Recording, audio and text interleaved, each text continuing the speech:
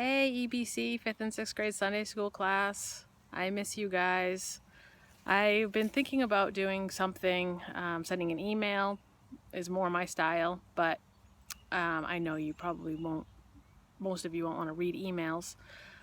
And I was thinking about doing a video, but I despise making videos. And then Miss K called me yesterday and suggested I make a video. So here I am making a video, obeying what God probably wants me to do and showing you how much I love you, that I would actually make a video for you. So anyways, I just wanted to let you know that we finally got the puppy that we were talking about.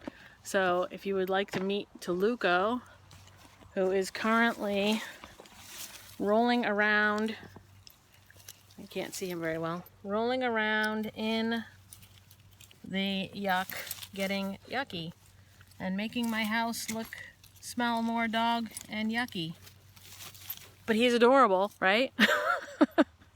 I guess that makes it worth it. He has been fabulous. He is 14 weeks old, Border Collie mix, and he loves to snuggle. And another thing that we did that you guys might find interesting is we got a Nintendo Switch.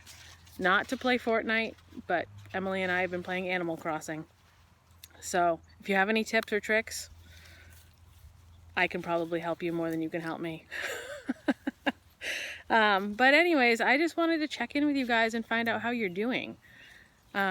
Things have changed, haven't they? They've changed for me, for sure. I'm still home, which I was before.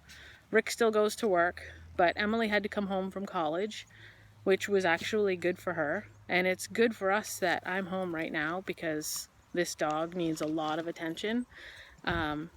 So there are some good things, but I like getting out of the house, and I can't really get out of the house as much as I'd like to. What about you guys? I know for you homeschool kids, you probably, not much has changed maybe, or maybe you have a parent home that wasn't home before, or for you kids that were in Marshwood or any public school or private school, and now you're home. How are you guys handling that? Are you doing okay? You miss your friends? I'm sure you do. At least now you have things like FaceTime, I hope, and you're able to connect with your friends. And but if you have any struggles or anything you're going through, or if you have any specific prayer requests, please let me know. I would love to make sure that I'm praying for you.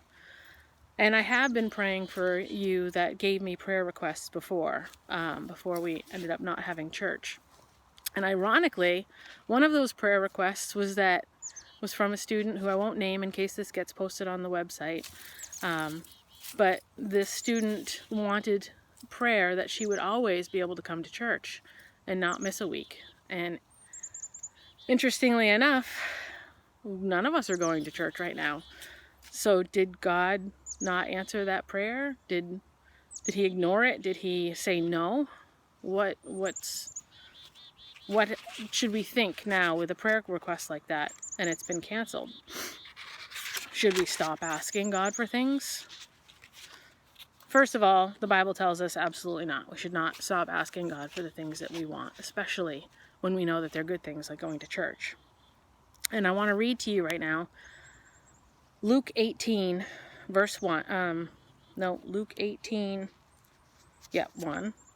One day, Jesus told his disciples a story to show that they should always pray and never give up. There was a judge in a certain city, he said, who neither feared God nor cared about people. A widow of that city came to him repeatedly, saying, "Give me justice in this dispute with my enemy." The judge ignored her for a while, but finally he said to himself, "I don't fear God or care about people, but this woman is driving me crazy. I'm going to see that she gets justice, because she is wearing me out with her constant requests."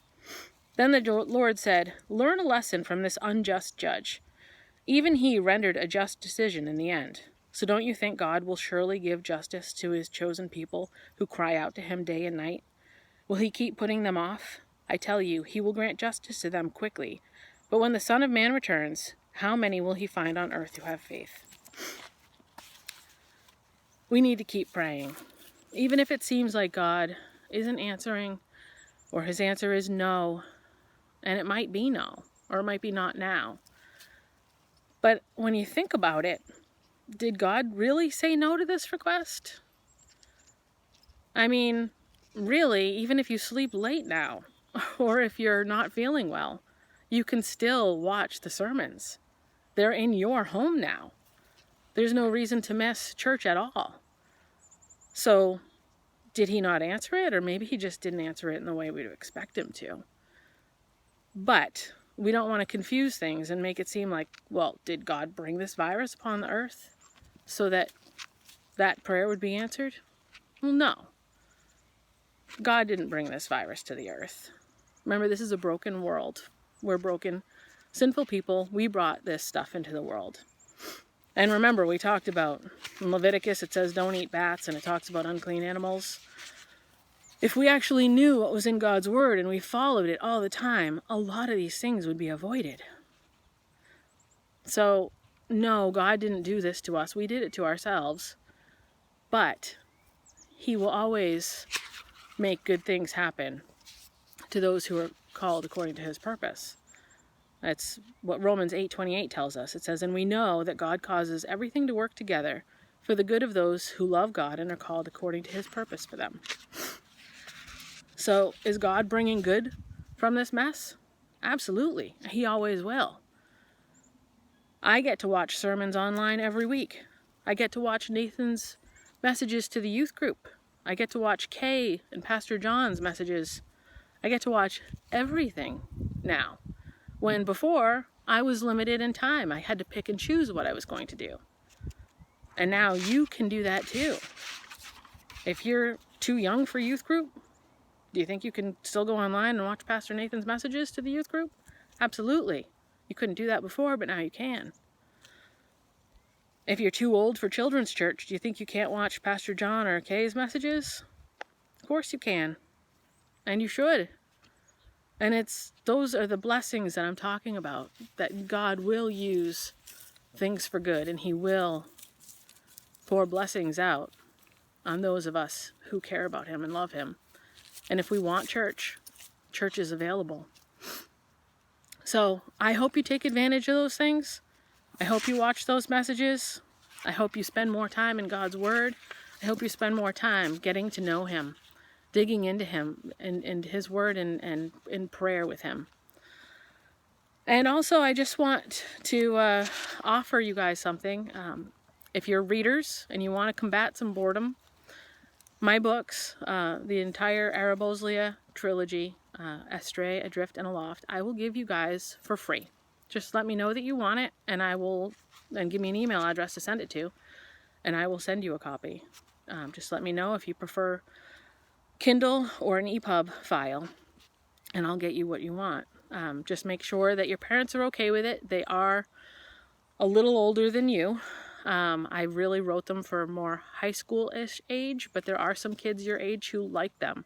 And they're not bad. There is some violence, however. So, but make sure your parents know about it and are okay with it. And if they want a copy to read first, absolutely. I have no problem with that.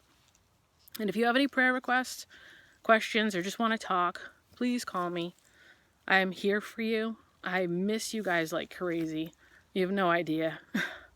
I hate missing Sunday school with you guys. You are the light of my week. I love going to my church. I miss the connection with people. But there's a lot of good things coming from that, and that's what we have to focus on. And we have to spend our time with God and in his word and just getting to really know him and to love him as he loves us. I can't wait to see you again. Till then, remember, love your God with all your heart, your mind, your strength, and your soul, and love your neighbor as yourself.